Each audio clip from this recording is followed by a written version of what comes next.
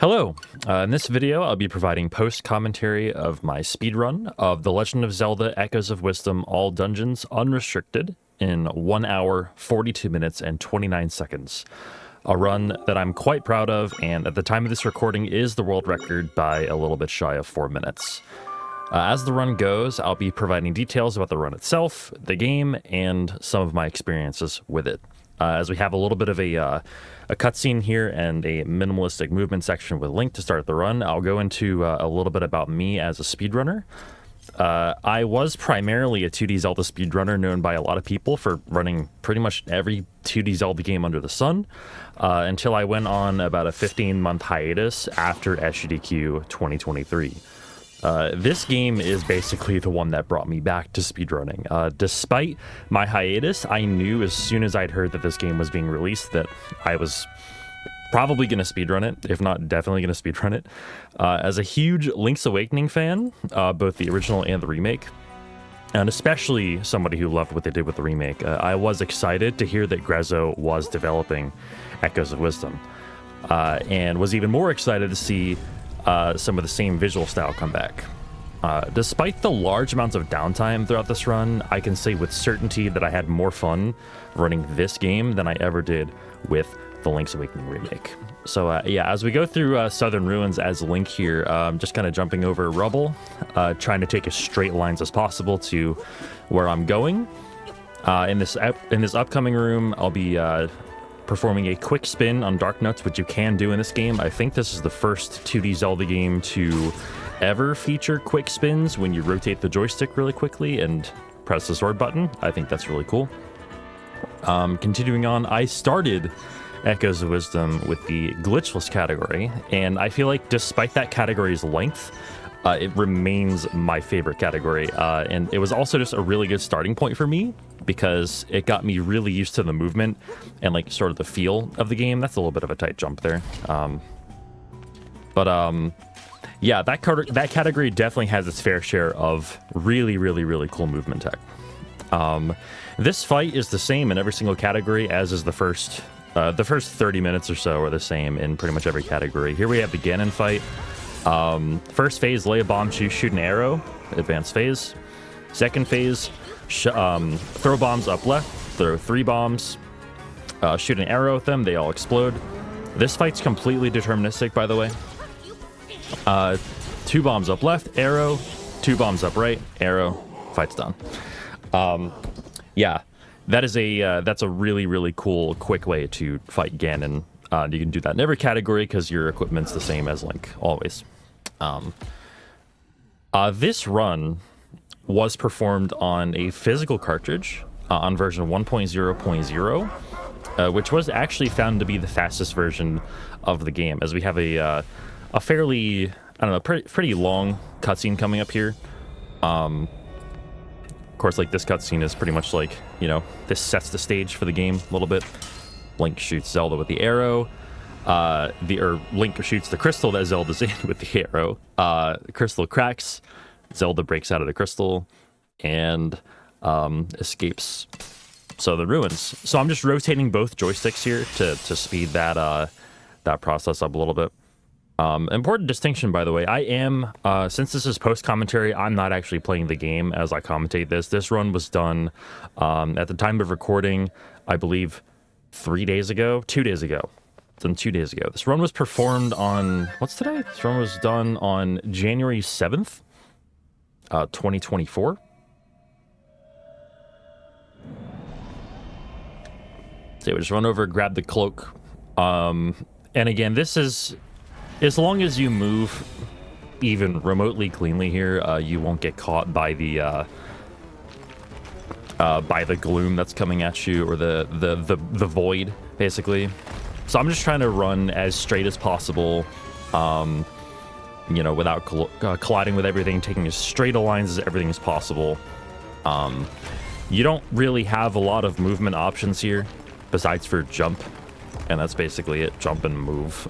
Later on, we do get the spin, after we do put on the cloak.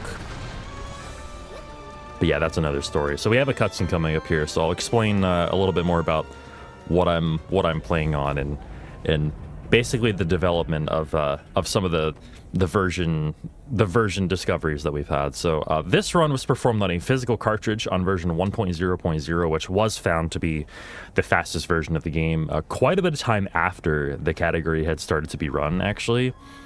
I have a pretty funny story about this. So typically for Switch games, loading times are shorter on the digital versions of games.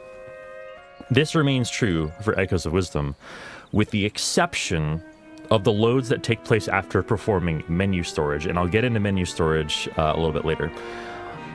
When you have your Echoes menu open, these loads can be upwards of 10 seconds faster on physical 1.0.0 than on the digital version, which runs version 1.0.1, and then yeah, and it even more makes up for the slightly faster loads everywhere else. That plus the skip we do in post Suthorn Ruins, Blueberry skip is around 30 seconds faster on 1.0.0 just because of the way Minister Left's vision trigger works. Unfortunately for speedrunners of Echoes, the 1.0.2 patch that happened around 2.5 weeks after release,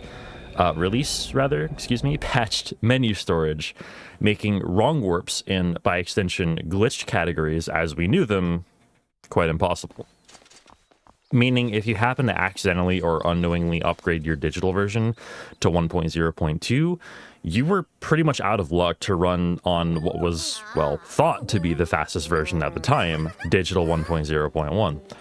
At that time, I had only run glitchless, but had an interest, at least, in learning all dungeons.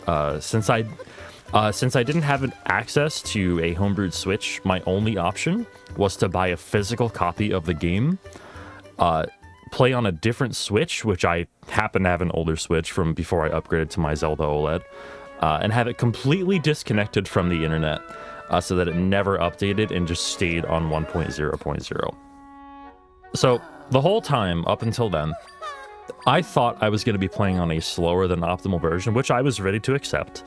I just want to learn the category and have fun, right? Come to find out, I was wrong.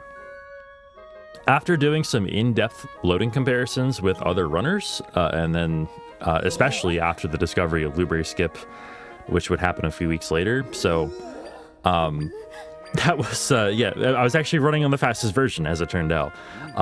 Definitely a happy accident for me, personally. Like I said, there is a lot of downtime in this game, which is unfortunate, but especially at the beginning here, we have this king cutscene, which is going to take upwards of 3 to 3.5 minutes or something like that. We regain control of Zelda at around 11 minutes or so, 11 minutes into the run, once we get the Tri-Rod. At that point, we'll be escaping the castle, because Zelda's going to get thrown in jail here after echoes get made of the king, General Right, and Minister Left, and the king's going to go ahead and say something like, Zelda,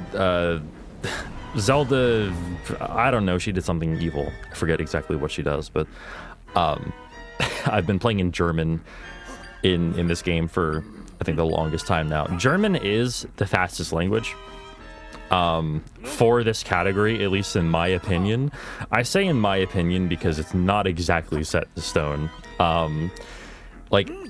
So it's either German or Simplified Chinese that's the fastest language. Simplified Chinese is fastest because of the way text loads. It loads and clears a little bit faster in Simplified Chinese, according to some video studies that were done by Myth197. But this category doesn't have as much text as a category like glitchless or, well, relative text to waypoint collection, and I'll get into that in a second too, as like any percent unrestricted or restricted. So German is faster because you get one less text box per waypoint that you collect in the run, and we collect a lot in this run. We collect a lot in this run, and we collect a lot in glitchless. The difference is that Glitchless has way more text because we actually see a lot of the pre-dungeon cutscenes. Like in, for instance, in Jabul Waters, there are a ton of cutscenes that happen there. In Gerudo Desert, there are a ton of cutscenes that happen there. In Faron, everywhere, there are just a ton of cutscenes with a lot of text. So the faster text that you get with simplified Chinese actually makes up for the waypoints being longer. At least that's what we think. Or at least that's what I think. That's what I'm theorizing. It really, honestly, doesn't matter what language you run on in this game.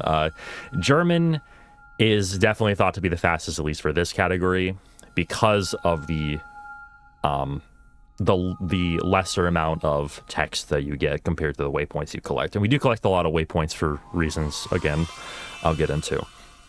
So as we're about to regain control of Zelda here, I will go into the way we actually mash text in this game, because Turbo is actually legalized for this game. Turbo is legal, and it is uncapped, but it is only allowed for the use of mashing text boxes. So I have my Turbo set for most parts of the run. Actually, recently I made this change to 20 hertz, because my controller can be set at 5, 12, or 20 hertz. By the way, I use this controller. I use a FunLab Firefly controller, which does have capability for turbo, for 3 different modes of turbo. I move a little bit to the left there, by the way, to collect the tri-rod, because there's a little bit of cooldown until you can actually press A. We learned the table echo. And just as fast as we can, just jump onto this table here. Or whatever this is in the jail cell, I don't know. But basically, yeah, turbo, I have my turbo set to 20 hertz, but you can only use it for text boxes throughout the run, so for no other purpose will I be using turbo here. So we're beginning the castle escape. There's actually, I do the fastest strat here. This is, it's a little risky, but these spawn jumps here that I'm about to do, like basically when you jump and spawn essentially at the same time, those are very position-based. As long as you do them when you are on the edge of a tile, it doesn't really look like it here because of the positions of the boxes, but if you do it on the edge of a tile, the echo will spawn far enough in front of you so that you are able to jump up on it. So like right here, I look at this line, that line right there, I do a jump spawn up on.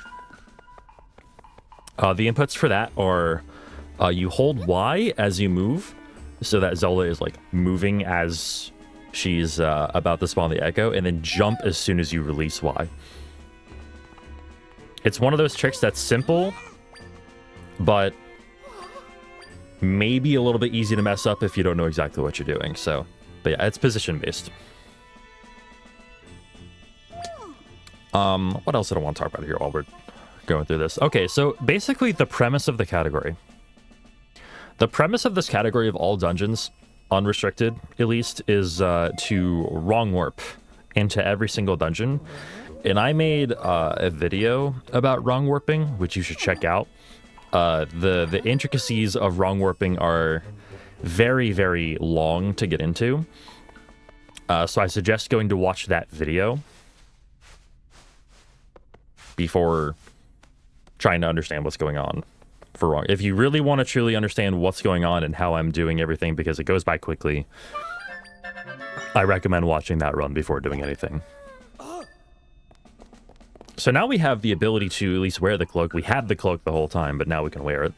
And that allows us to do the sort of pirouette movement, which is going to be the fastest form of movement throughout the entirety of this category. So in Glitchless, we get the opportunity to get a bunch of echoes in order to bolster our movement speed. Like, for instance, Pathblade being probably the most obvious or the most notable, but we don't get stuff like Gustmaster or Gyro or Flying Tile or Plat Boom or any of the notable echoes. Not that we get Plat Boom in Glitchless anymore optionally, but you can. But yeah, we don't get any of those echoes in this run. I think we get, like, I forget exactly the amount of echoes that we do get, but it's not a lot. The bed is one of them, though. The table, of course, and the bed are one of them.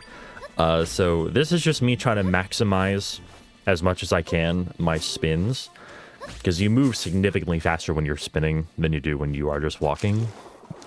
Same thing in water, trying to spin as much as possible. Doing some spawn jumps here to, in order to not stop, in order to keep moving as much as I possibly can. Not stop, see, I do it pretty much everywhere I can. Here it's kind of hard. Yeah, you can break that box with a bed, by the way. You don't need the rock, you don't need the boulder. You can just spawn a bed up in the air. The bed will fall down and break the crate.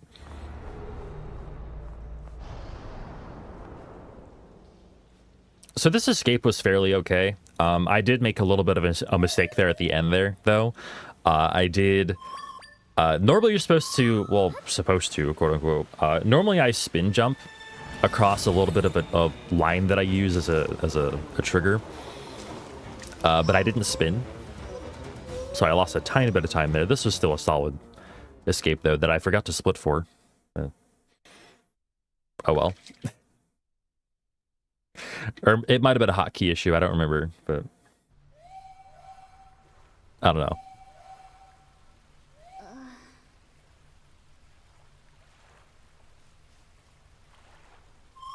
But yeah, so before we do any sort of glitchiness in this run, before we do any sort of wrong warping, we do need to go through the entire sequence of completing Suthorn Ruins. Which we can't really... This part of the run is the same, I think, in every single category, except for any percent unrestricted and 100%. So any category that finishes Suthorn Ruins and doesn't get everything else, like, on the way, will basically be doing essentially the same thing, plus or minus a couple of echoes here and there that we collect. I messed up that bed spawn a little bit.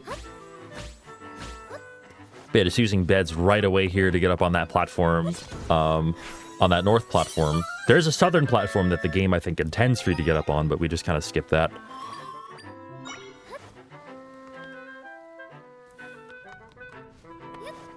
So that rupee that I just missed, I'm going to be getting that later. Spoilers. This game is one of the games that gives you text anytime you, like, the first time you collect a type of rupee, whether that be green, which is the most notable, blue, which we really want to skip, red, which we really should never see. Honestly, if we do, that's just really unlucky. But we're going to collect one of the most important echoes for this run right here. This is the sign. The sign's going to be very important for our wrong warps into dungeons later on. So yeah, we basically, we wrong warp into the back of every dungeon, essentially, or for the most part. We wrong warp into the last waypoint in every dungeon, collect the boss key, and go fight the boss. Like, that's the premise of this category. But first, before we do any sort of wrong warping or shenanigans like that, we do have to finish Suthorn Ruins. So we're just going through the process of that right now.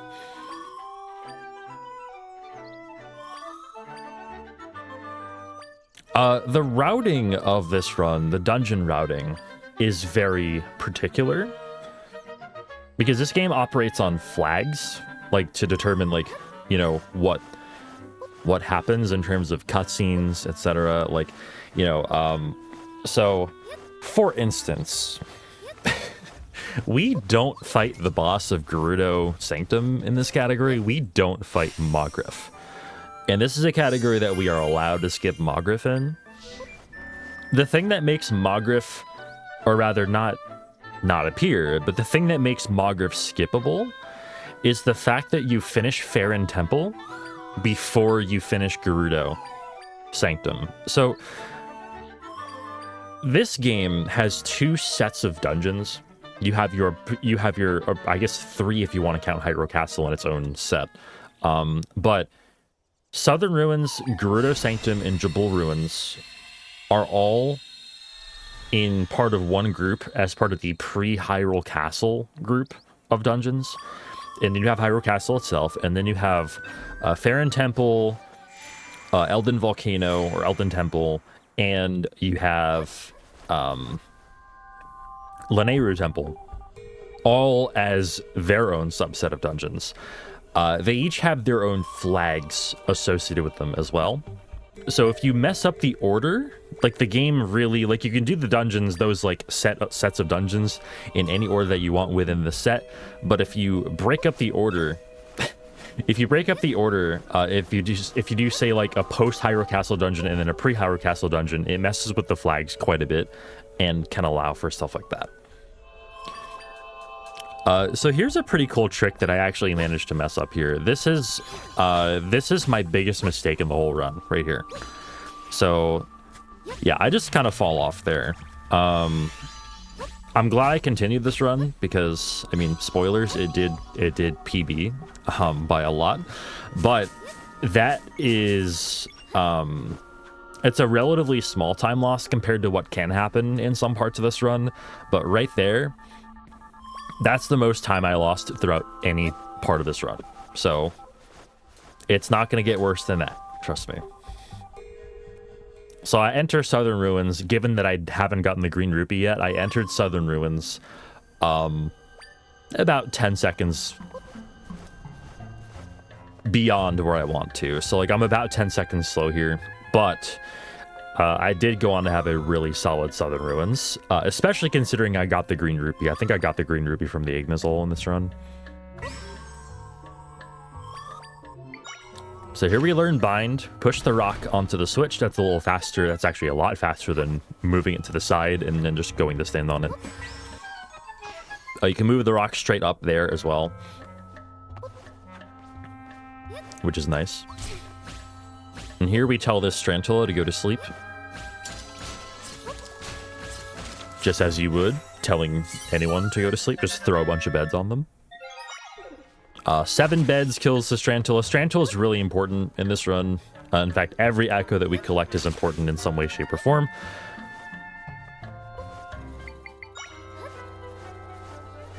Including this guy, including Ignazol. That was a really, really nice Ignazol kill. That got kind of sullied by the green rupee, but oh well. The green rupee is going to happen anyway. In this category, it's kind of inevitable. Like, it's not really worth to try and skip the green rupee in this category, as it might be in any percent category, for instance. Because it does take 4 seconds or so to actually collect the green rupee and have the game tell you, hey, you got it. Little jump spawn there. Different type of jump spawn there, actually. I actually jump, then place the echo, which is a little bit trickier. But it works out spatially a little better for that. This room is cool. That first Ignazol looks like it might... I don't know. That first Ignazol is actually a lot less tight than it probably looks. Even if you place it on just the edge of the platform there, it'll fall down onto the torch. So here we have the game sort of subliminally, question mark, teaching you that you can pull shields off of statues. Excuse me, they can pull shields off of enemies that have shields. Like, for instance, Link has a shield, but we're not going to be doing that to Link. Instead, we're going to be burning Link.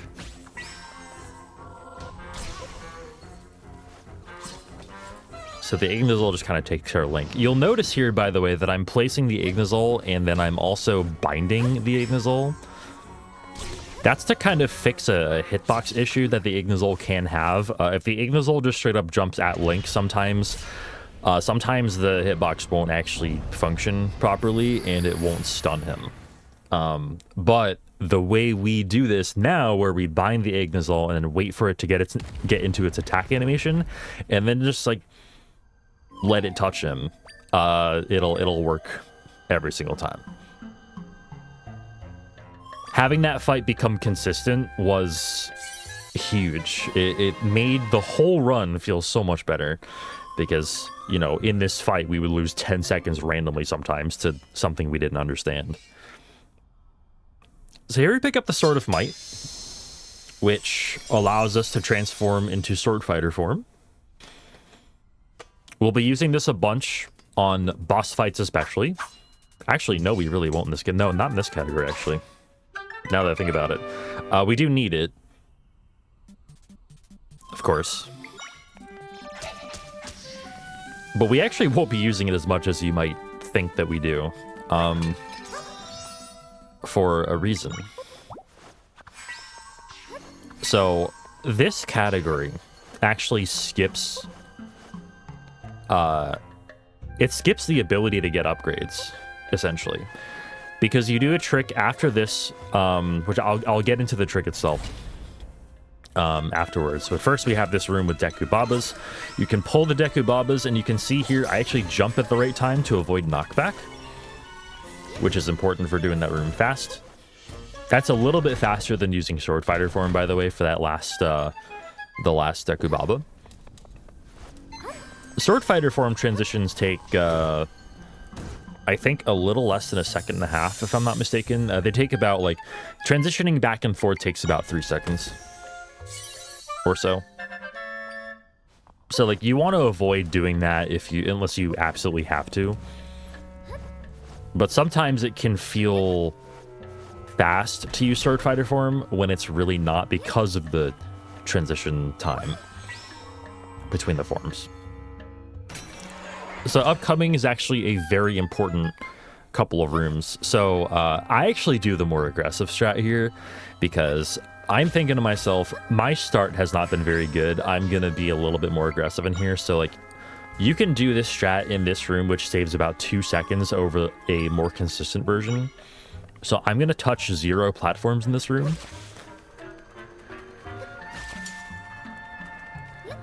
By jumping and then immediately casting Strantula downwards and landing on it. And it's, yeah, that strat is, that strat's pretty difficult. It's to the point where it's really, really hard to do consistently. But I figured I'd try it in this run because, like, I didn't like my start too much. Especially with Wife Jump going the way it did. Wife Jump is the name of the trick that you get up on the NPC that's frozen. That particular trick saves about 30 seconds. The way I did it probably only saved about 20. Probably lost like 10 seconds. So I'm like, I'm trying to like save time. I'm trying to get that time back a little bit. And I did. Totally did. So the boss of Suthorn Ruins has actually gone through some developments recently. You can place the bed before you even transition and just stay in SFF. By the way, when I say SFF, I'm going to use SFF from now on to refer to Sword Fighter form. Just know that I'm talking about Sword Fighter form.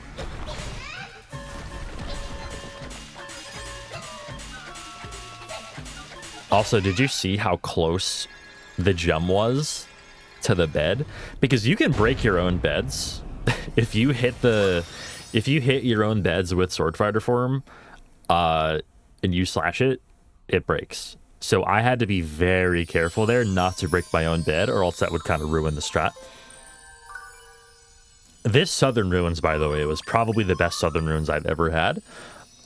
This was a 906 Suthorn Ruins with a green rupee. So without the green rupee, it would have been something like a 902. So, like, I don't know if sub 9 is possible. It might be. But it's very, very difficult. It's very difficult. But sub 910 is, like, considered really good. But yeah, this was a very, very solid Suthorn Ruins.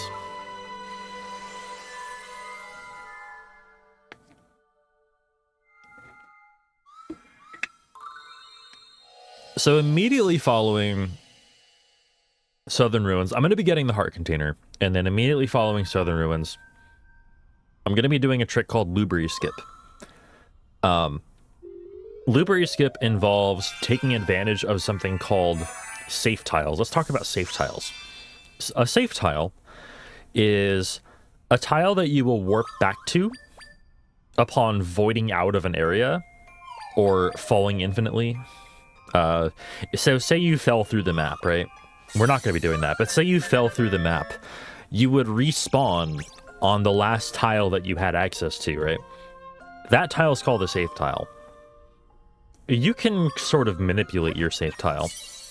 In this case, we use a bridge of beds to sort of set a safe tile and then never set another safe tile by standing on it because we're using the beds. So there are a couple of boxes, like Minister Left is going to try and escort us to Luberry's house to meet Luberry, right? Who's the character, the NPC that upgrades your equipment. We're never going to meet Luberry in this run. So what's going to happen is Left is going to try and escort us over, but we're going to utilize safe tiles and void out to get out of Minister Left's vision trigger here. So the first thing we're going to do is we are going to follow her for a little bit. A little. not a lot. Certainly not all the way. But we're going to be spinning down to the bottom of this hill here after Minister Left lets us. And then we're going to spawn a bunch of beds. And I'm basically going to run on my own bridge of beds over to these couple of boxes that are going to be here. So those two boxes in the upper left right there. We're going to pull the left one down to the left, a half a tile each way, and then we're going to teleport back to the safe tile. And now we have to get up on the trees to the right to get out of the escort sequence. Now, we've completely skipped like a good 3 to 3.5 minute cutscene there with Luberry. There are downsides. There are downsides to this, but none that even come close to making up for how much time that saves. So, one of the downsides is we cannot upgrade our equipment anymore. We can't go back to see Luberry without triggering that cutscene. That's a downside. Another downside is that we can't warp anywhere right now. We don't have access to our warps. If we were to pause, open our map, and go to warp somewhere, we couldn't do it. We rectify this. I'll get to that in a minute. I'll get to how we rectify that in a minute. But first off, I will say we are collecting a bunch of warps right now. So we've already collected the Faron Northwest warp, and we've collected the Lake Hylia warp. Wrong warps in this game, we're getting back to wrong warps now. Wrong warps in this game are dependent on overworld warps.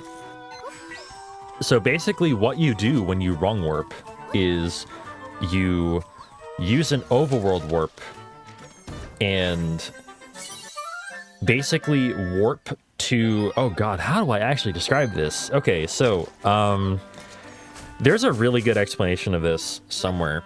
I'll link it in the description of the video, but basically what you do is menu storage allows you to have two menus or two maps open at the same time, right? What you're doing is you're selecting an overworld warp and instead warping to the corresponding stilled world warp.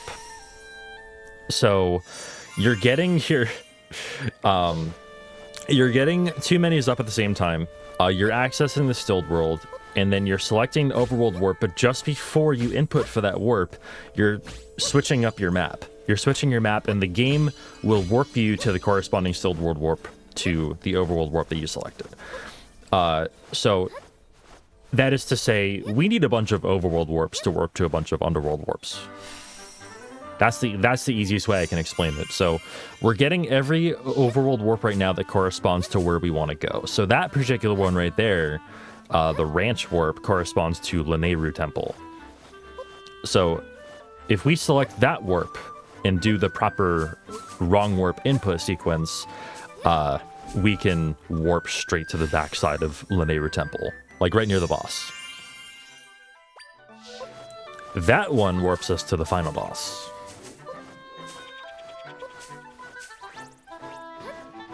So the way we get our warps back is actually hilarious. I got rupees on the way to Gerudo Desert. So I got the chest that's on top of the trees there. Or on top of the lone tree stump that's there. We need those rupees to play the Acorn game. The Acorn Gathering game. One of the Acorn... There are like 5 of them throughout the world. I believe there are 5 of them. One of them is right by where we ascend to get up onto Eldin here. So we're headed right to him right now. So we play the Acorn game, and then we quit out immediately, and at that point we have our warps back. So right here, that bird can sometimes be a nuisance, but not this time, thankfully. So yeah, we're just going to play the acorn game here. We're going to gather a couple of nuts and then leave. Acorns that just happen to be on our way right there. So, okay, I got one. It's good enough, right? You might have also noticed that we got Kraltula. Kraltula lets us do this. So, placing a Kraltula, binding it, and then reverse binding and just letting it climb lets you scale pretty much any wall, no matter the height. Which is extremely nice for this run. It also helps us out in Jabul Ruins quite a bit, too. Let's just skip, like, 90% of Jabul Ruins.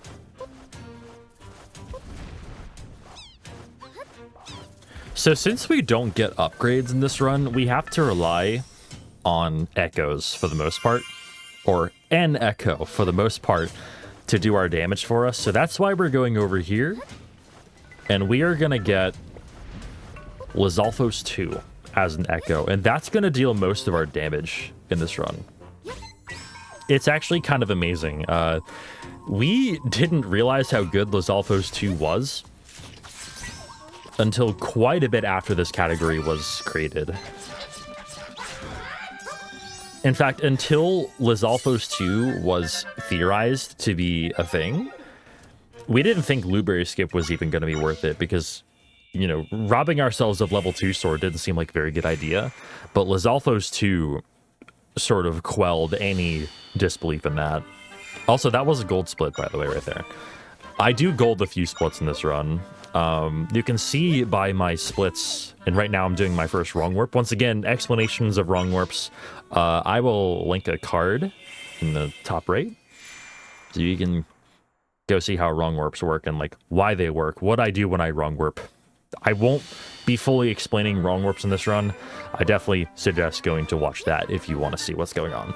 But the first wrong warp is going to be into Hyrule Castle, actually. We do Hyrule Castle first and foremost. The reason for this, let's see, why do we do Hyrule Castle first in this run? You don't have to,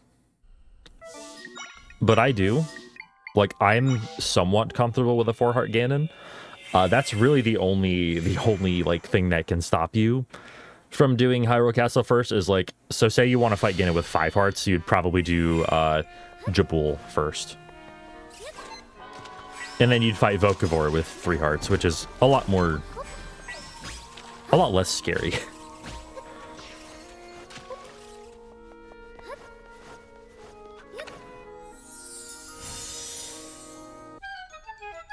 So Hyrule Castle, we do that section kind of backwards, actually, because we warp right to the boss door.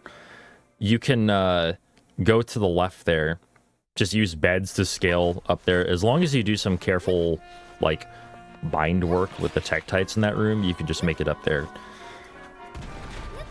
Now, in reality, you're supposed to approach that room from the other side, but we don't really care that much. This is a really cool strat right here. So you can use these Gustmaster's Wind along with Bind and just kind of fly for a little bit there to make it all the way across.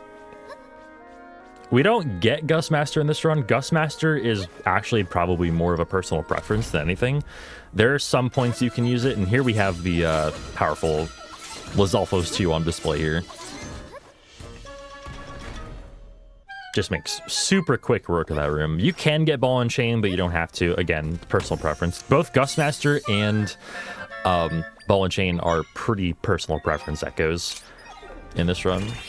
We get the Frog Ring, we equip it, so now we can jump twice as high, get the boss key, and we can head back towards Ganon. And fight the Ganon Echo, which is the boss of this boss of the castle. So we use Lizalfos 2 for the vast majority of this fight. In fact, right here, I'm going to be transitioning into Sword Fighter form just once. And then maybe once or twice later to reflect some volleys back at Ganon, but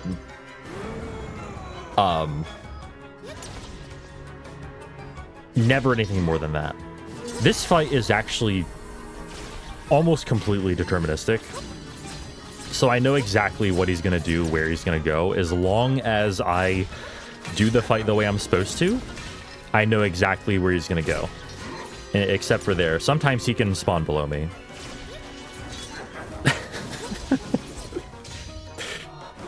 Made a fool of myself. Okay, so here's phase 2, or phase 3, rather? Phase 3. The more the fight goes, the faster he does his attacks, and now he's going to start to do this volley, this dead man's volley attack. Very risk-rewarding attack, because the closer you are to get in there, the faster, of course, the faster the phase goes, which is faster, of course, but it's also kind of risky, because the volleying in this game is weirdly difficult compared to other games, compared to other Zelda games. Like, you only have a few frames. Once it gets going really quickly, you only have a few frames to actually hit the ball. You can see I was kind of apprehensive about my position. But ultimately that worked. Ultimately this fight was very good. Yeah, Lizalfo's kind of doing the work for me there, and then that should be the last hit. There we go. Yeah, relatively uneventful fight. That's all you can really ask for Ganon. Despite the fight being deterministic, it is still a very difficult fight to get the hang of. So, yeah. But Lizalfos, you can see just from that fight how quickly Lizalfos can attack if you keep spawning it. Like, it is very high DPS if you use it correctly. It's higher DPS than even Ball and Chain. Like, Ball and Chain, when it swings its ball around, can deal a bunch of damage. But Ball and Chain, each hit is 6 damage. Lizalfos is 10 each. By comparison, your own Sword Fighter form hits are 6 damage, but 9 damage to bosses. So, like, that's why it's basically not worth it, because it does, like, Lizalfos does more damage without you having to transform in the Sword Fighter form. So it's just quicker, like, objectively. In most cases.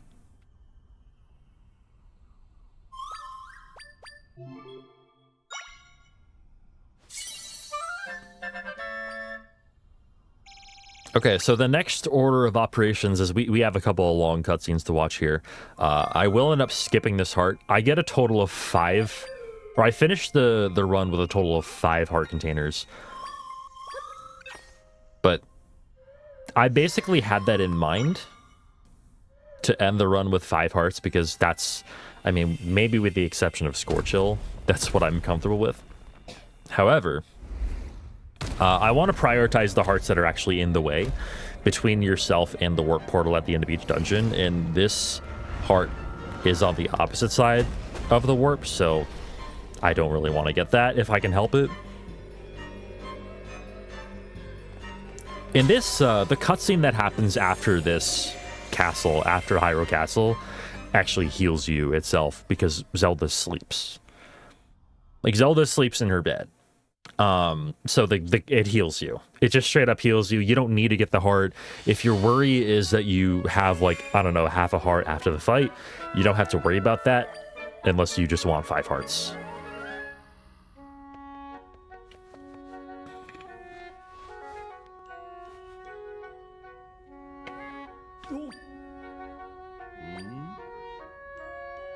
Okay, so a little bit about Faron Temple. Faron Temple is the only dungeon in this run that we wrong warp into twice. I'm sorry, that's not true. Eldin we actually wrong warp to twice as well. Both for kind of similar reasons. So we're gonna do Faron Temple. We're gonna do Manhandla 1. So Faron Temple involves 2 Manhandla fights in order to get the big key. What you need to do is fight Manhandla 1 and then Manhandla 2. It's faster to wrong warp to both parts of the dungeon individually, rather than go through the entire dungeon or go through like the parts of the dungeon necessary to get to Manhandle 2 after fighting Manhandle 1. There's also the problem of SFF energy, because the problem with Manhandla is that it's kind of ineffective to fight him with Lizalfos, because Lizalfos attacks in very much a straight in front of it, like area of effect, like very, very, very, very narrow, like attack, right?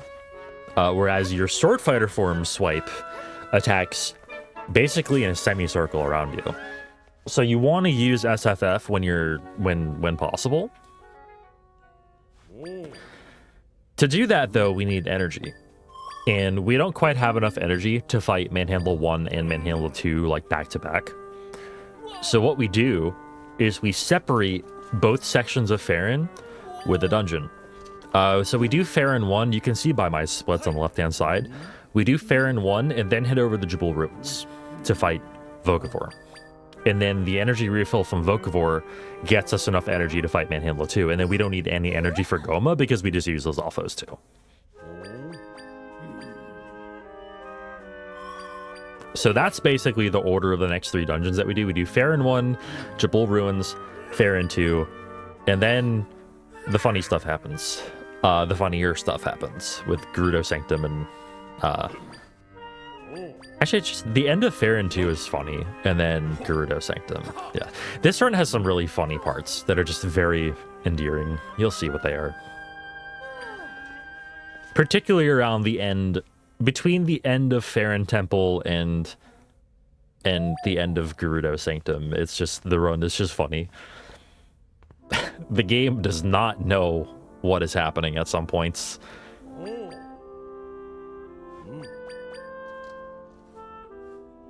I do have to I do have to give big shout outs to Grezzo, by the way, for developing this game. And I mean that in, believe it or not, actually the least ironic way possible.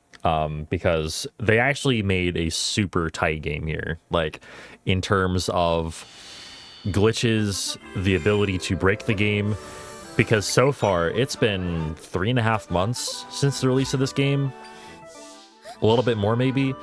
And this glitch right here is essentially, it's one of the only things that's been found. It's one of the only useful things that have been found for speedrunning. Compare that to, say, Link's Awakening, which is another Grezzo developed, well, remake of the original, where this game was broken kind of wide open with a bunch of different glitches within a few months. So, like, this game in particular is very, very, very tight on that aspect. By the way, I did fail a menu storage there. Sometimes after some dungeons, instead of the map popping up when you press select, the quest menu pops up. I'm still not exactly sure why that happens, but it does mess me up, because unless you press L or R immediately, unless you react right away, you don't keep menu storage sometimes. It's kind of strange. But really cool shot here with distance echoes and beds. That right there is the reason we do Hyrule Castle first, because distance echoes they save a lot of time in that room. So you distance echo one of the switches with a bed. You use beds because they're 2 tiles long. You distance echo a bed, you bind it immediately, and then you distance echo the other direction and jump at the same time you release it, and it works. As long as your angle is right. It's kind of hard to get your angle right there sometimes. I really like this kill on the electric keys coming up. We need electric keys for Goma. We just grab it, place an urchin, and circle around the urchin, and it just kills it. So you might have noticed, by the way, actually, I'll talk about this after Manhandle 1. Manhandle 1's pretty simple, although there is a bunch of time. So, like, you'll notice I'm doing spins. I'm doing spins for a reason there. If you just do normal slashes, the heads like bounce up and down a lot, and it makes it hard to actually hit them repeatedly. So I just do spins to let them settle, because like the downtime is a little bit more for spins, but you do twice the damage. So anyway, I was talking about pausing after getting echoes. You might have noticed I do that. I open the pause menu after getting certain echoes, or after getting really any echo. It's a little faster to open the notebook, like the game prompts you to do, rather than just mash away the text. It's a little bit faster to do that. And also, when possible, I open that notebook menu and equip my next echo if applicable. So for instance, I equipped Sign for that last one. After I got Electric Keys, I equipped the Sign because it is my next echo usage. So just a little optimization. Tiny, tiny optimization. And you can also see, while I'm wrong warping as well, since I have access to my echo menu, I might as well equip my next echo there too. So I equip Kraltala because I know I'm going in the Jabul Ruins, and I know that my first echo usage is going to be Kraltala. So we're here in Jabul Ruins, sort of the separator for the both the Faron parts. Kraltala, there are actually a few different echoes you can kind of break this dungeon with. But Kraltala is a little faster than, say, using 2 beds in a Strantala. So we use Kraltala there diagonally. It's a little faster because of menus, by the way. We don't have to menu at all when we use Kraltala, but you have to menu from bed to Strantala, back to bed, etc. Alright, so we do need Bombfish, but we also want to just use this straight-up Bombfish. And that's neat. That saves a couple of menus. Right there, it's a little faster than, like, just killing the Bombfish and then using a Bombfish because of menus.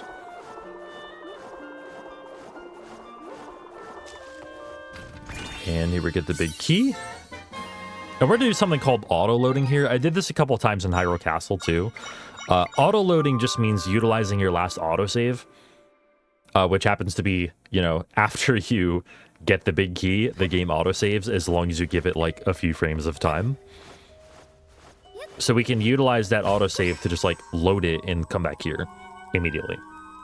Yeah, we did do that a couple of times in Hyrule Castle, too. It'll warp you back to the last time you autosaved. Okay, the boss of Jabul Ruins, Vocavor, is one of the trickier kills in the run on a boss that isn't called Null. So what you want to do here, this is all about position, because on the this is fine right here. The first cycle is fine. I spin to break all of the blobs at once, and then it's 4 hits total, or 2 hits plus a spin. This one is tricky because I need Vocavor to be in the right position. I need him to be in the water, but not all the way in the water. So like half and half. This is a perfect position right here. So I go up to the top right to avoid that spin attack, come back down, transform, and just do the same thing. If Vocavor is any more to the right there, I'm probably getting hit by a spin. By that spin attack that he does to he flails to like get you off of him or something and get you away from him.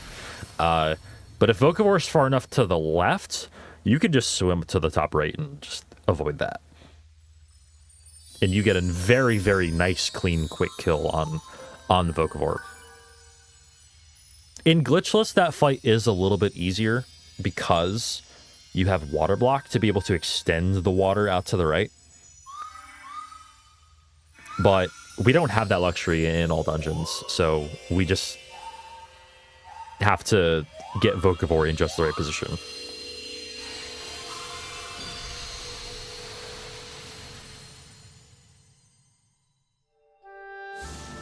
Okay, so there's a lot of downtime after this this segment here. We have the cutscene with the musical with Jabu dancing, and but then after that we come back to Faron Temple to complete Faron Temple, to fight Manhandla 2 and Goma in one go.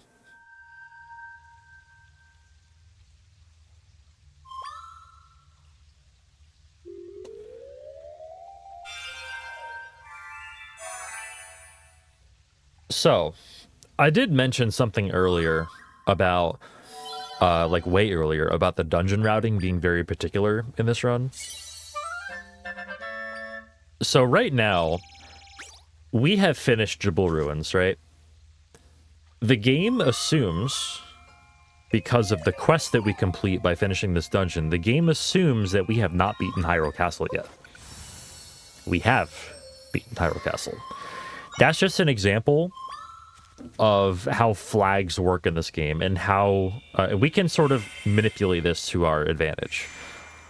So after we finish Faron, which we're about to do, after we finish Faron Temple, the game will assume, because of the quest that we finished by completing Faron Temple, that we have beaten Hyrule Castle. And then after that, we do Gerudo Sanctum. And that allows us to skip Mogrif in probably the funniest way possible. But first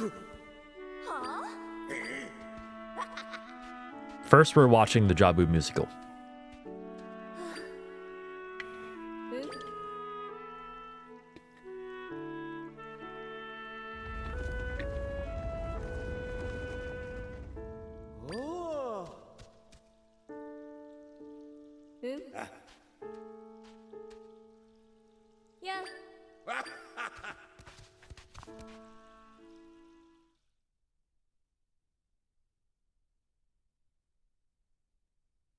I'm going to be honest with you, I have nothing to say during this segment. I'm just going to let the music play.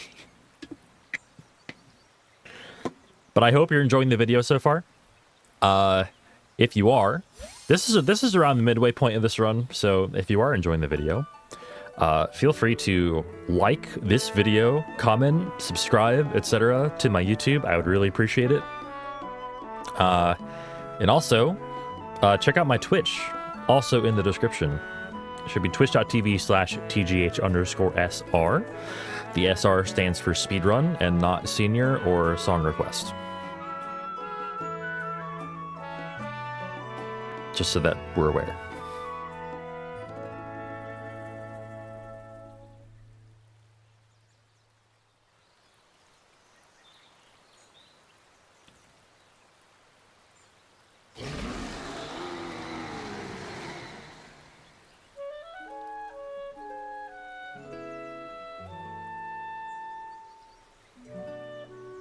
Okay, so directly after this cutscene, we're actually going to go get the Crossflows Warp, by the way, because we need the Crossflows Warp to enter Gerudo Sanctum later. This is just the best time. Like, we had this sort of world tour segment earlier where we collected a bunch of warps at once. This was not one of them, and neither was Scrubton. The Scrubton warp south of Faron Temple. Because those warps are just plain faster to get after we finish the dungeon that they're right near. So, right here, Jabul Ruins, we finished Jabul Ruins, that spits us out right here. And then after General Dex, complains to us a little bit, we're gonna go down and get the Crossflows Warp so we can warp into Gerudo Sanctum later on. Don't forget to do this. Don't be like me in like 50% of my early runs and forget to do that. It's not good. It's not good when you forget to do that. Make sure you get that warp.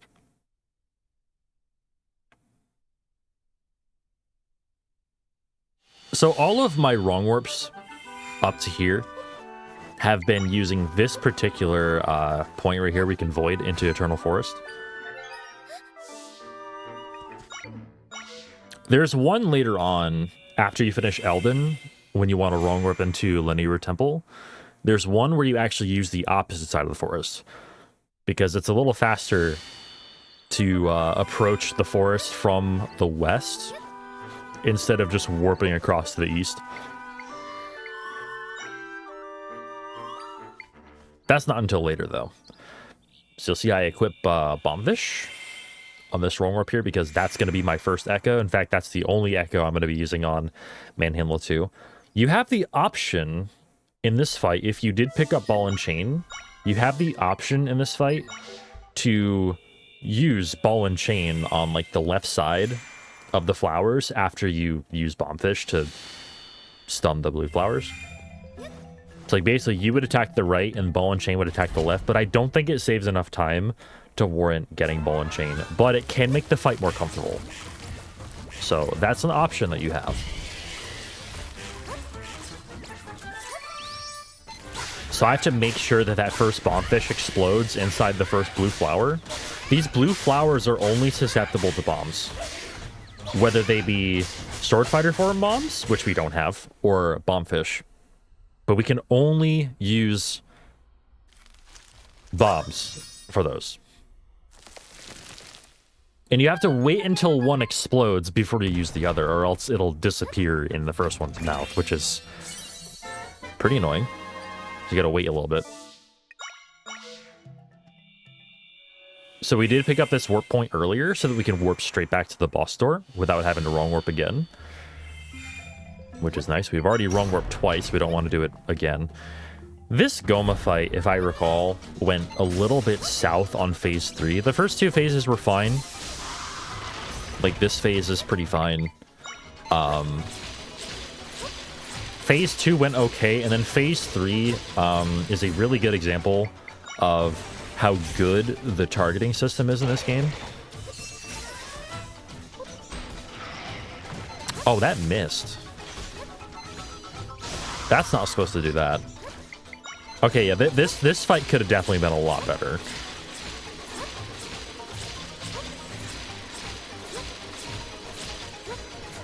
But yeah, Lizalfos 2 just takes care of the eye segments quite well.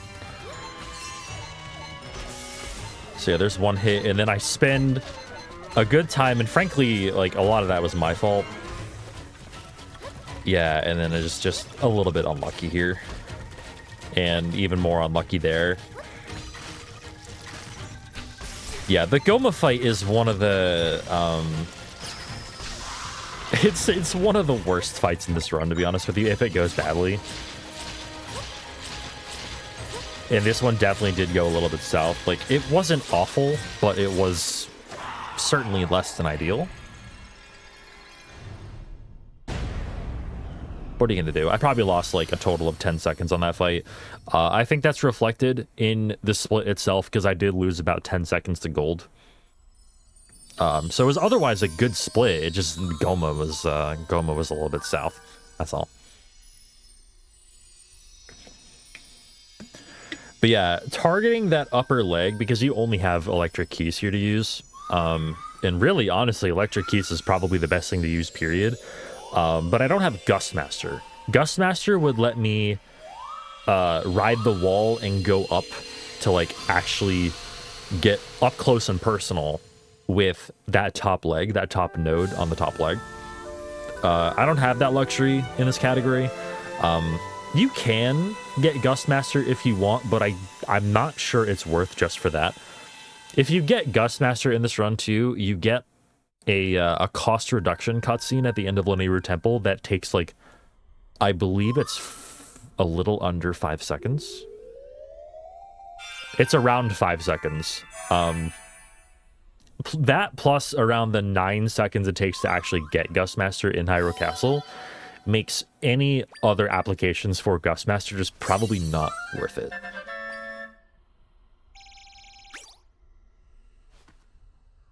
It would have been nice to have in this particular fight, though, because I would have avoided some time lost there, but... Okay, so, once again, now that I've completed Faron Temple, once the quest updates, the game's gonna assume I've beaten Hyrule Castle. So what does that mean?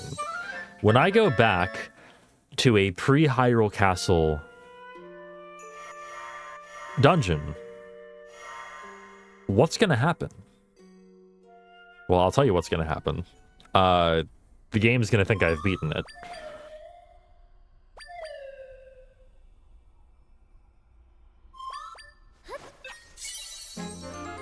The game's gonna think I've beaten it, and the portal's just gonna be there. But it's a little more than that. Let's see. This is where the run gets funny.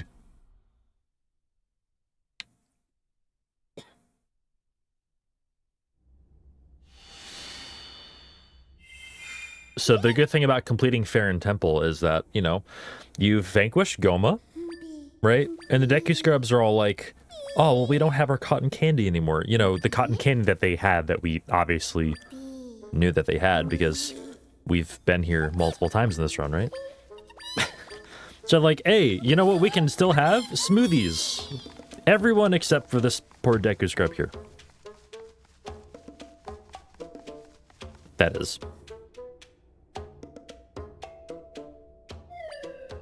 Very unfortunate.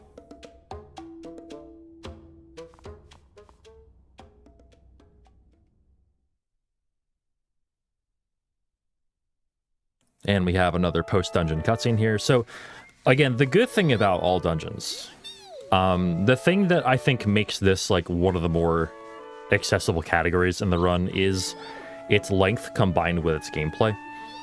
So you do skip a lot, pretty much all, of the pre-dungeon cutscenes, the pre-dungeon quests that you have to do before each dungeon in, say, glitchless or a casual playthrough.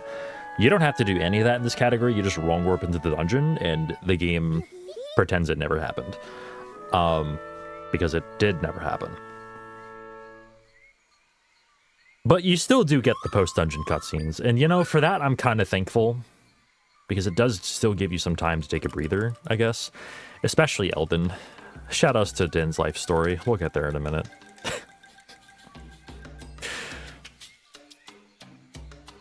By the way, welcome to Faron Woods, or Faron Wetlands, rather. But yeah, since we've never been here post Hyrule Castle,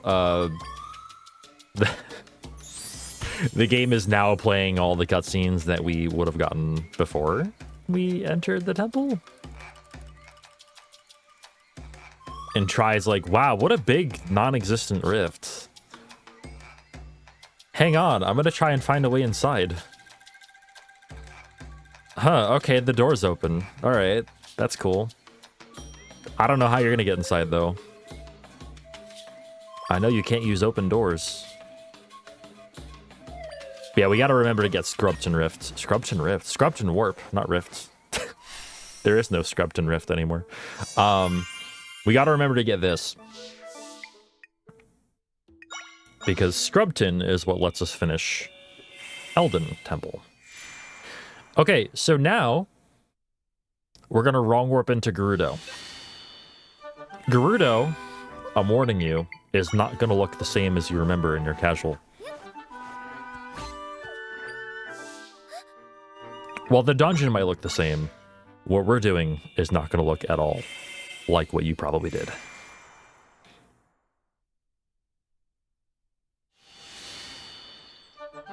So there is a there's something that you do in Gerudo that makes this section the way it is when you do it in this run.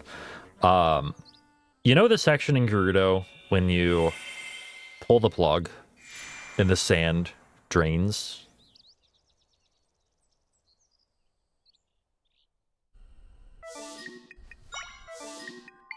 We don't do that.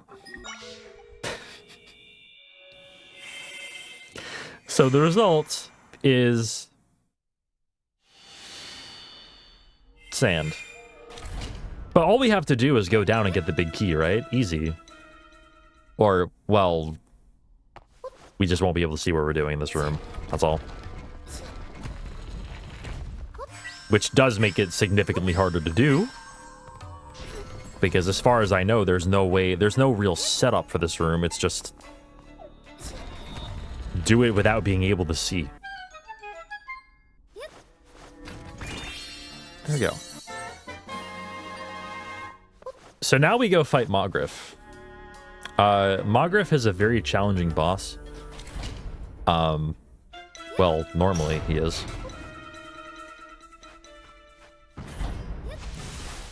In this case, he's here, but he gets left behind.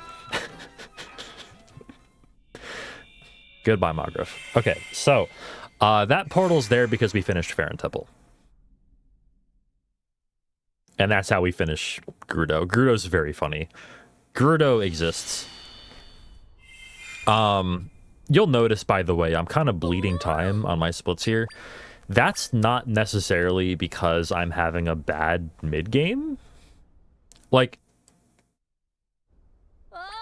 I don't know. Now that I'm watching it back, there are obviously things that could be better, like the Goma fight, for instance. The Goma fight could have been a lot better. Gerudo, I fumbled a little bit in the room where, you know, you can't see, but it is what it is. There is some stuff coming up, though, where I gain back that time, and you'll see why this run's going to be hard to beat. At least for me. Like, it's going to be... If I ever came back to this category and ran it seriously, like, I would have trouble. I would have trouble beating this run, for sure. Like, this is a pretty solid time for me. Okay, so now we're going to wrong warp into Eldin. That's how I actually reacted to the quest menu. Pressed L instead of select.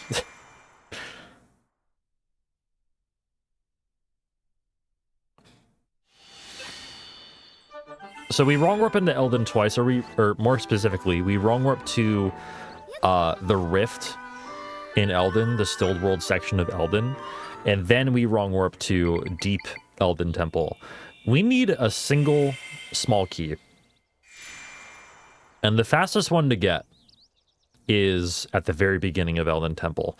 And the only waypoint that we can actually warp to in Eldin that's near the beginning is the very first one. So we're going to warp here to Stilled Eldin Volcano. And we're going to do a little parkour.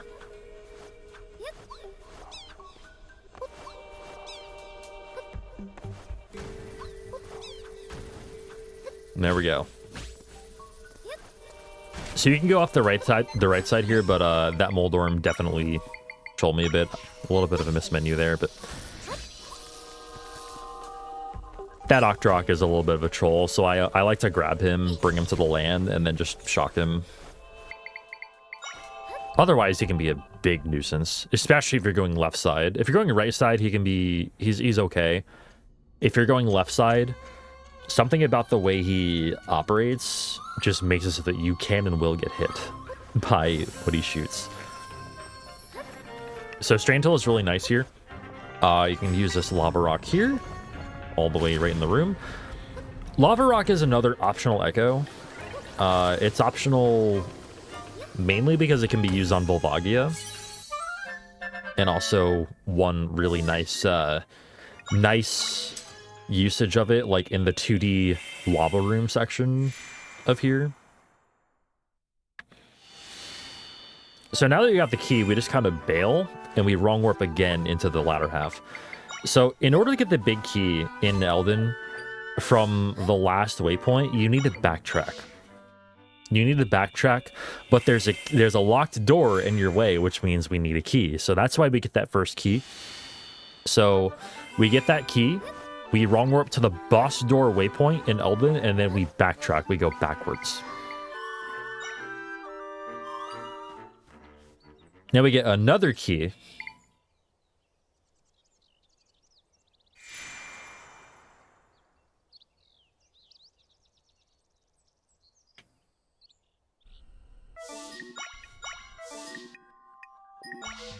And then we can access the boss door key.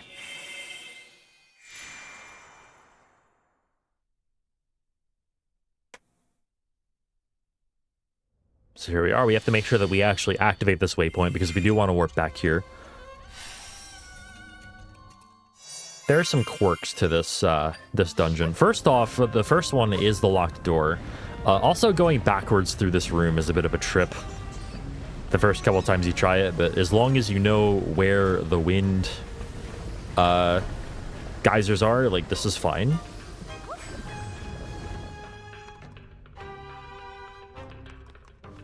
So yeah, that's the door you have to unlock. This is the other part where ball and chain can be very useful as well, but I've been trying my best to use bombfish. Here, it gets a little bit wonky there, so I have to use an extra bomb, so I did lose like 3 seconds here, but it's very hard with bombfish to have an optimal room. I still think it's better than using ball and chain. I do, because ball and chain is just a little clunky and also is an extra menu. So I used that fire keys acquisition. We do really want fire keys for a couple things, actually. Most importantly, Scorchill. Scorchill is the thing you really, really want fire keys for, as well as ice keys, but we'll get to that later. Just grabbing that Moldorm and throwing them off is nice. That's the spot where some runners really like to use a lava block. To just spawn on top of that Moldorm and have him fall into the lava, like, underneath the block. Which is funny. Unfortunately, we do have to leave this room. Yeah, the gyro there didn't let me leave that way.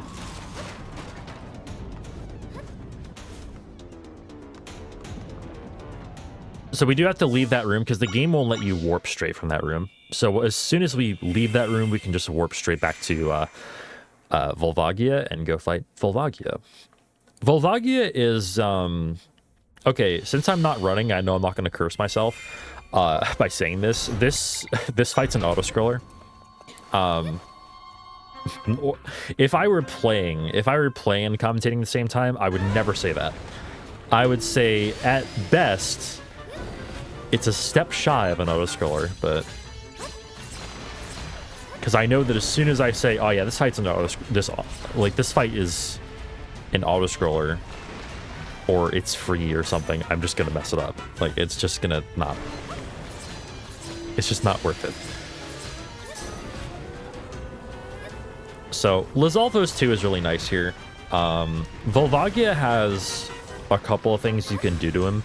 You can either break the amulet, which I think due to height difference is not exactly a feasible thing to do on these corner phases here. But both his amulet and his body have, like, have damage thresholds. His body's the more important one, because hitting his body enough times advances you to the next cycle here, and there are 7 cycles total.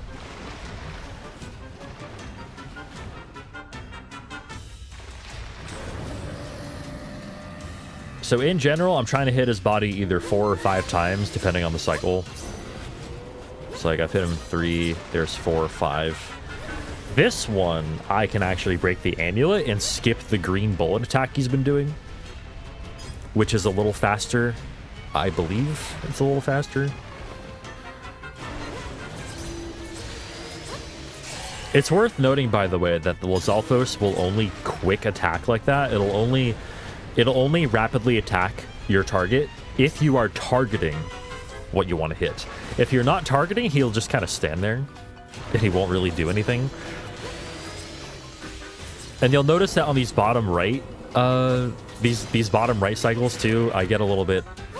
That was fine. That's still better than getting Lava Rock, I think, and using Sword Fighter form.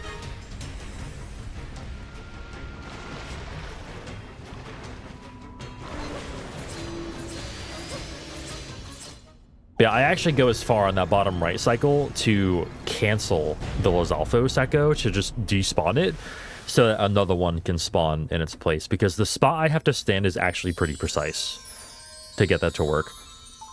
The first time he's in the bottom right, I can just like spawn, and I know that when I spawn another one, it's not going to spawn in the same place as the one I just spawned. So I spawn, and then spawn again, and then before it even attacks, just immediately spawn again. Which is essentially canceling the echo, but I have the time to do that on that first cycle when he's in the bottom right. I don't have time to do it at any other time. I don't have time to do it the second time he's there. So, but yeah, that's the Volvagia fight. And now we have by far the longest bit of downtime in the game, because Din is about to tell us all about the villain of the story. For the first time, actually. In a casual playthrough, this is when you learn about the final boss and what he does. how he came to be, what his deal is, etc.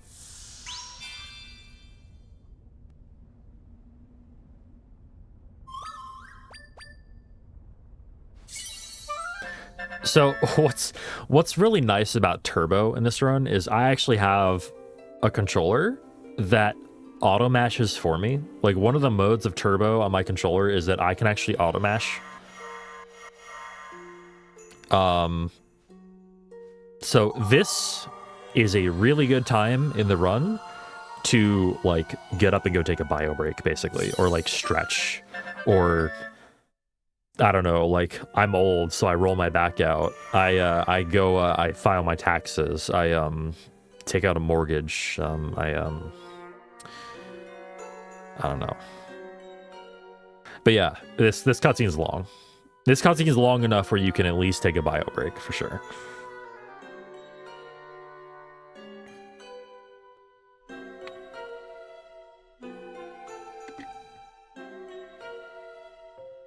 Brush up on your German skills. I don't know. Lord knows I need that.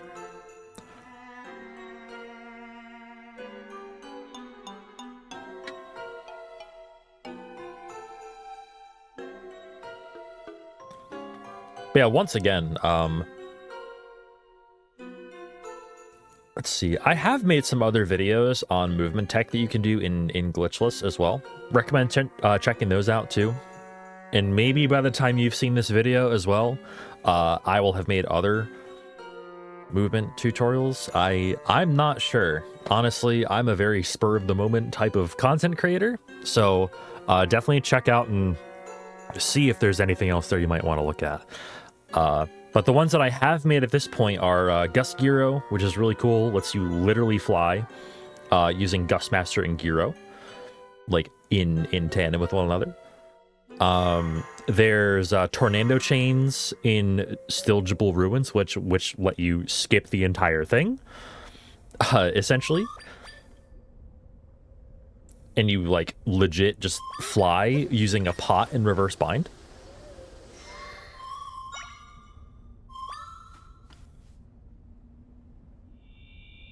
And remember, I do stream speedruns live on Twitch as well.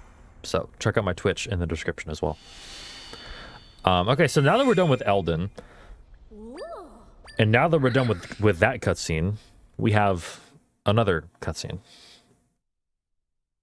I hope you like cutscenes. But essentially, this is the part where I go east to access the west part of Eternal Forest instead of the east part where we have been wrong warping from or getting menu storage from. This time, we're going to do it from the other side. It saves about 8 seconds to do it from here as opposed to warping to the east side. So we switch it up a little bit here.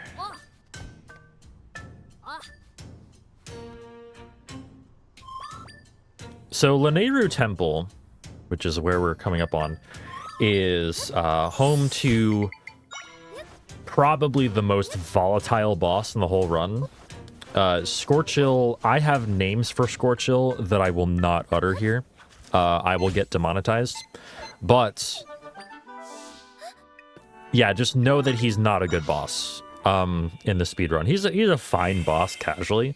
In the speedrun, he will ruin your dreams. Now, spoilers, he didn't ruin my dream for this run, but he can and will. He's very difficult to do well. And it's also like, I did mention near the start of this run that most boss fights are deterministic. Scorchill is kind of deterministic, but he's in the category of, like, it's so hard to do it the same way every time that, like, it's not even worth thinking about him as a deterministic boss. It's not exactly RNG, but it is luck in that sense. But anyway, here we are in Lanayru Temple.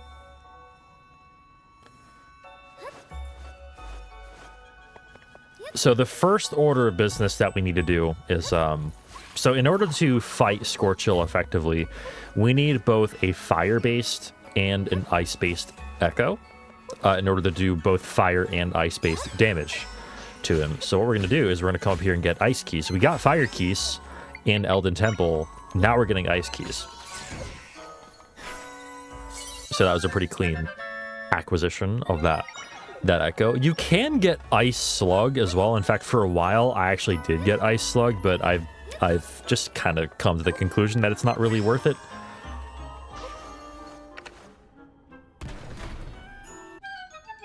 This strat in this next room is really cool. I like this a lot. You just place 2 beds on the switch and then distance echo the Lizalfos so that the bed lands on the switch and the Lizalfos lands on the other switch at the same time. The bed underneath the one, the 2 beds on top of each other, the one on the bottom despawns. Lizalfos 2 just takes care of White Wolfos, just like that. Unfortunately, he was kind of in my way, so I had to despawn him. Or the Lizalfos 2 was in my way. Had to despawn him to get out of the room. This dungeon's really neat, by the way, casually. It focuses on these, like, fan puzzles that we really don't ever get to see in this run, with the exception of in 2 sections right here. So, basically, there are these orbs that you have to place on these pedestals. And whether they are ice mode or fire mode depends on... or rather, excuse me, that influences whether a fan in a connected room melts or freezes water or ice. So, yeah, I think the mechanic of this dungeon is really neat. Like, right here, you need to... And you can also just use an Ignazol to heat the orb. You don't need to light that torch, even though the torch is there. You don't need to light that torch, just use an Ignazol.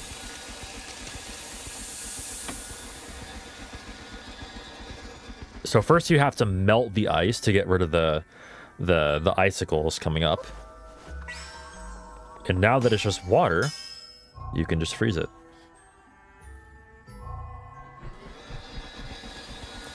So, Scorchill. I'll start talking about Scorchill now. Or I'll start talking about the fight now. So Scorchill has 3 phases. One where he's exclusively ice mode, one where he's exclusively fire mode, and one where he'll switch between the 2. His helmet will be red or blue to reflect the mode, and you have to hit him with the opposite element. You have to hit him with fire if he's ice mode, and ice if he's fire mode. So I will be using, first off, I'll be using Ignazol on the first part of this fight because he always does 2 slams as long as you do this fight just like this. So I back up now and I distance echo and Ignazol right at him. Spin, place 3 more, back off, and now I know that I can't do that anymore, so I place, or I equip fire keys. And that was a perfect first phase. And now he's just going to do 2 slams. This is an attack he can do. He can do a slam, he can do like a Beyblade spin attack, which you really don't want to see. He can do like a fireball spitting attack at you. He can do a gorilla dance attack where he makes icicles fall from the ceiling.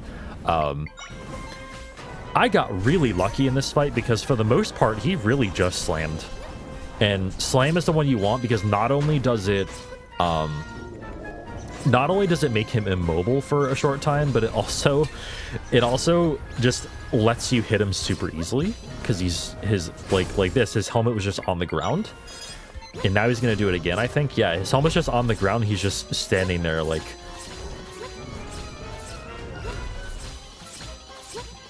just letting you hit him, essentially. And, like, those first 2 phases went flawlessly. So, phase 3, this is where he can switch. He can switch between the 2.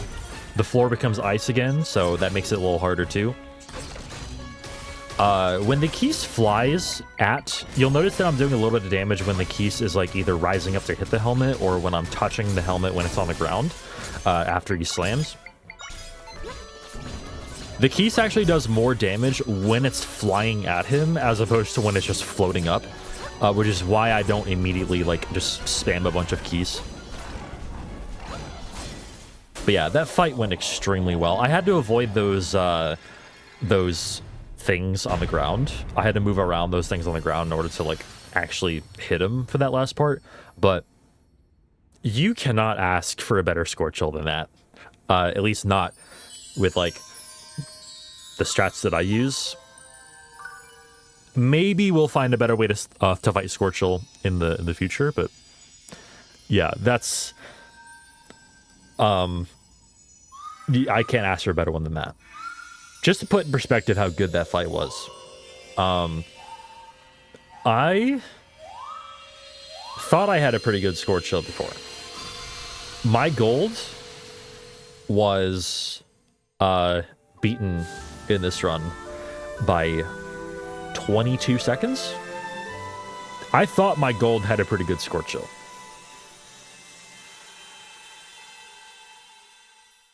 This one was amazing.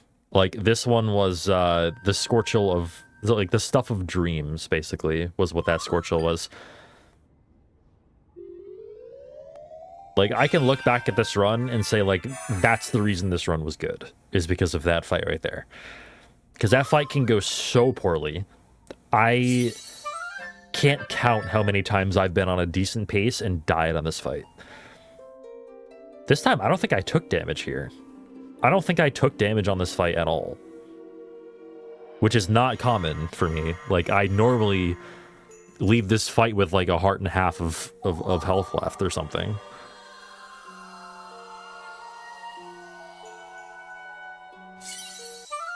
But yeah, this was our last dungeon. Now we can just go fight Null. We can wrong warp into Null's body and go fight Null.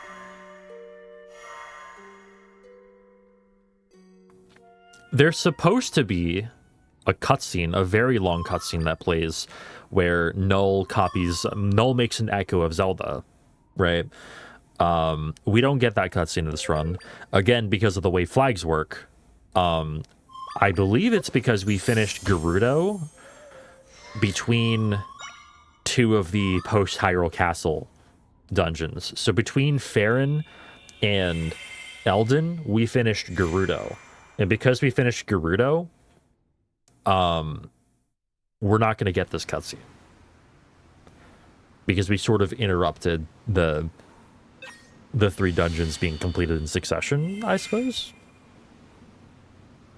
The joke in the community is that Conde scares away the cutscene here from happening.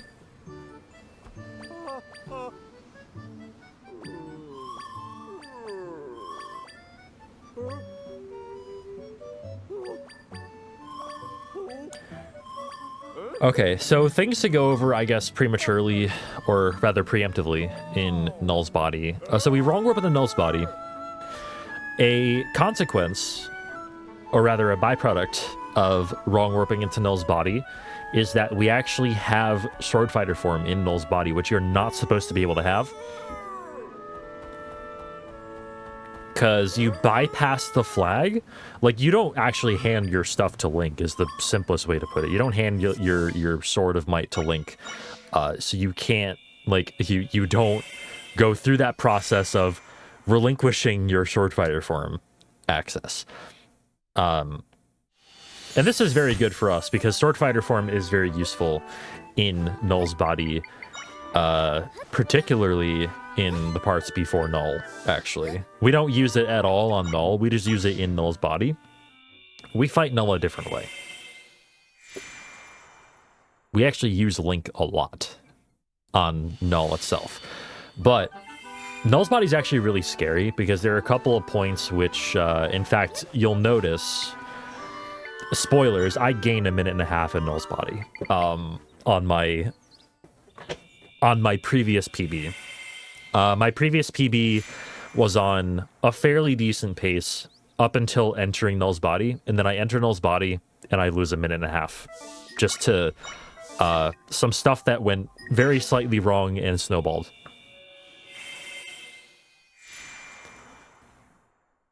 So the first room of any note in Null's body is the one where you have the 3 phases of blobs that fly at you, hit you, and spawn echo enemies, or spawn, like, whatever you want to call those. The first one, we actually let hit us because it's a little faster, and Link can take care of them pretty quickly. The second and third phases, we actually kill the blobs before they can spawn anything with Sword Fighter form. This is one reason why Sword Fighter form is actually super useful. So here, I'm actually going to spin 11 times after they spawn. 6, 7, 8, 9, 10, 11. Then I'm going to immediately transition, spin, or slash, then spin. And then here, I stand in a certain spot, let the thing circle me, slash it 3 times, and the room's over. Now, we're not done yet. We're far from done. I'm going to do something called soft lock skip.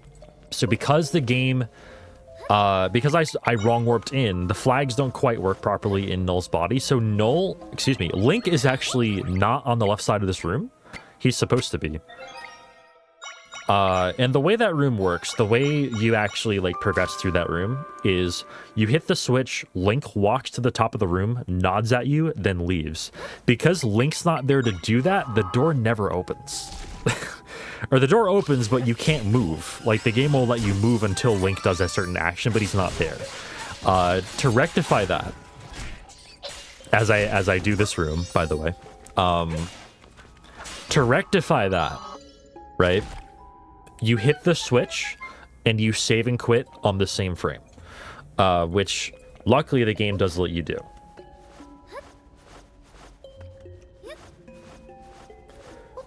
So what I do there is I pause buffer.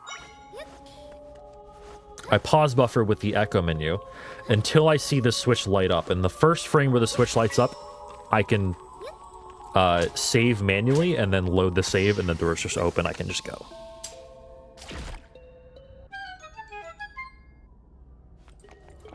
Okay, so upcoming. Null. Null has 3 phases. This was a very, very solid Null's body, by the way. Null has 3 phases. Phase 1, where he is in like his I don't know, you're in a room and you are basically going to be taking the arms off of his body by stretching them out and having Link do a spin attack on them. Intermittent phases involve Null's arms coming out of the side of the room in order to try to attack you. You do that 3 times. And then you move on to phase 2, which is like an underwater swimming phase where you're chasing Null. I'll get into that in a second. But phase 1, you'll see I'm just kind of like stretching out the arms.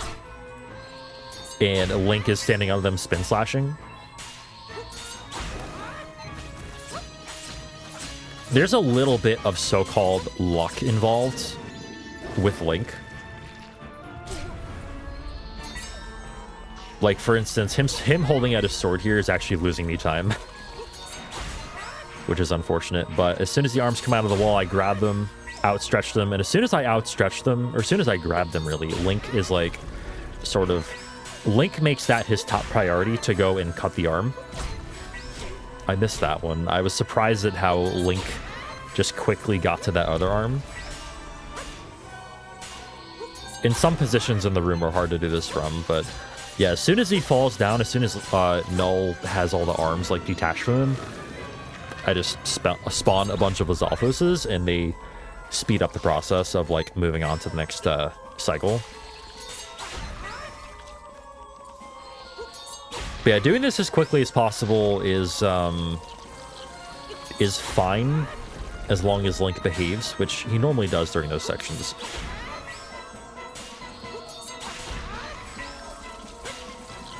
But you can see that last phase I did super quickly because I was in the right position and I was able to time my spins and jumps properly. Phase 1 was okay. It was all right. It could have been better, but it also could have been a lot worse. Phase 1 is like the consistent quote-unquote phase. Phase 2 is interesting. Phase 2 is like, there's hardly any time variance on this phase. Because we don't really fight Null during this phase, we just kind of swim. During this entire section, Null's health is counting down from a certain value, I don't know what that value is, down to 1 at a certain point. So there's really no sense in attacking Null when we know at one point we're just going to get to one-shot him. So We swim there as fast as possible, and then we just hit him once, and he advances to the next phase. But yeah, until then, it's just kind of swimming. We're swimming and we're swimming.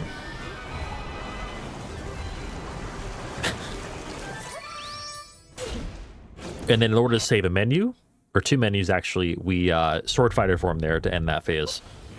That's the last time sword fighter form is going to be used in the run. Now, Null phase 3. This phase is way too endlessly complicated for me to explain to you properly in this particular video. I might do a video on Null in the future, but just know that it is it's essentially an extension of the first phase. It's just a lot more complicated and a lot more is going on. He's got more arms. The arms in the intermittent phases here are going to spawn dark nuts here. I actually lose a bit of time in this phase because Link has a butter knife right there and doesn't actually cut the arm, which was just unlucky. So I had to wait for that last arm to spawn again. This phase can get very chaotic. If you've played this casually, you probably already know this. But yeah, this fight is it's very complicated.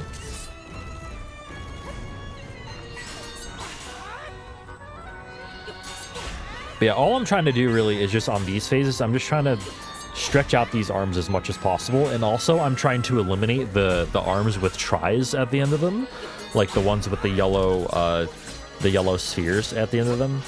Eliminate those as soon as possible, because those are the ones that make the mid-phase boss patterns happen.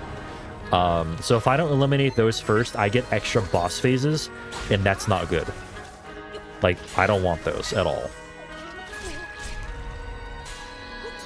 Yeah, this phase was a little bit different from what I'm used to, because this fight, everything you're seeing right now, every spawn, every position of the arm is timing based, and depends on how much time has passed from the beginning of the fight to the end of the fight, or from the beginning of each phase to the end of the phase.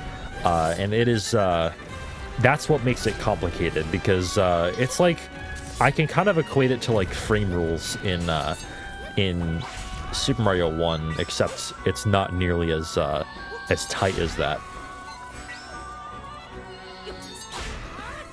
But yeah, so this fight is about to end. This ended up being an okay Null. It wasn't ideal because of that messed up first phase.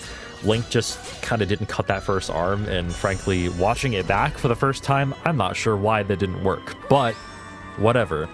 I was extremely happy with this run. And time ends here when the Triforce gets pulled out of Null on the first frame where there's a bunch of green, and that's time right there. 1:42:29. I believe it's actually 0.7, not 0.8. I'll retime it very soon. But thanks for watching. Thanks for watching. This is the first time I've ever done any sort of post commentary for one of my own runs, so I hope it was sufficient. I hope you enjoyed this run. I hope you enjoyed the video. And Echoes of Wisdom speedrunning is cool. And I hope this run did a good job of showcasing that. And I hope this sparks your interest a little bit and maybe makes you a little bit more interested in what's going on, or at least, at the very least, I hope you understand a little bit more than you did than before you watched this video. So, but yeah, that's it for me. Thanks again for watching, everyone. Once again, my Twitch is in the description if you want to see live runs. Check out some of my other videos where I go over tech, certain tech in the game that's also really cool. And yeah, thanks again for watching, and I will see you next time. Take it easy.